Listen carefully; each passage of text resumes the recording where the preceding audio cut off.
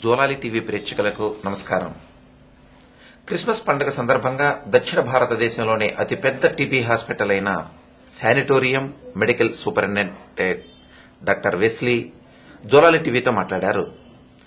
ఈ సందర్భంగా ఆయన మాట్లాడుతూ దేశ ప్రజలు, రాష్ట్ర ప్రజలు అందరూ బాగుండాలని, ఈ సంవత్సరం క్రిస్మస్ పండుగను స్వచ్ఛ క్రిస్మస్ గా జరుపుకుంటున్నామన్నారు.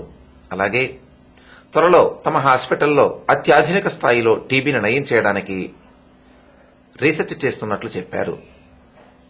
దీనివలన టీబీ వ్యాధి తొందరగా నయమవుతుందని ఆయన అభిప్రాయం వ్యక్తం చేశారు. అందరికీ మీ తరపున క్రిస్మస్ శుభాకాంక్షలు తెలుపుతుంటున్నాము. మరి ప్రత్యేకంగా ఈ సంవత్సరం డిసెంబర్ 1వ తారీఖు నుంచి ఇంతవరకు మా ఆరోగ్యవరం మెడికల్ సెంటర్లో అనేక క్రిస్మస్ కార్యక్రమాలు చేపట్టింటున్నాము. మరి ముఖ్యంగా ఈ సంవత్సరం మా సంస్థలో స్వచ్ఛ క్రిస్మస్ అనిగా ప్రకటించుంటున్నాము.